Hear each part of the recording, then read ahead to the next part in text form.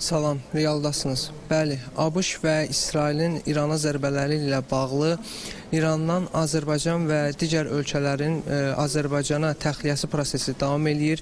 Biz hazırda Astara sərhəd gömrük keçid məntəqəsindəyik və dünən saat 08:00-dan bugün saat 14:00-a dək 53 Azərbaycan vətəndaşı İrandan təxliyə olunub və bundan əlavə İrandan Azərbaycana Hindistan, Nepal, Tunis, Fransa, Çin, Səudiyyə Ərəbistanı, Təcikistan da daxil olmaqla 60-a yaxın əcnəbi vətəndaş ölkəmizə təxliyə olunub. Eyni zamanda məlumat üçün bildirək ki,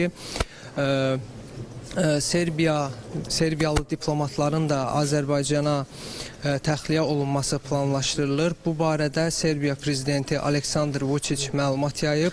Vučić həmçinin qeyd edib ki, Serbiyanın Tehrandakı səfiri Azərbaycana təxliyə olunduqdan sonra bir müddət Azərbaycanda qalacaq, lakin sonradan yenidən Tehrana göndərilməsi planlaşdırılır.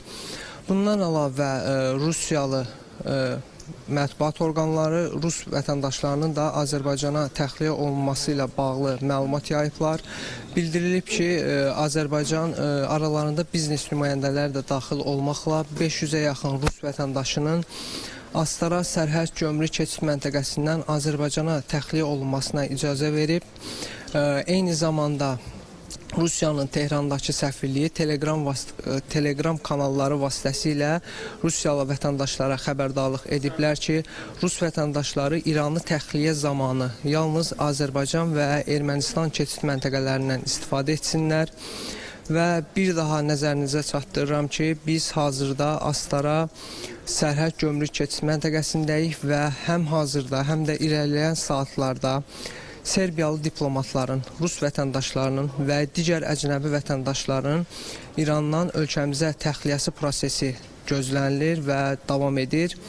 Və məlumat üçün çatdıraq ki, hazırda burada təxliyə olunan vətəndaşlar üçün hər bir şərait yaradılıb.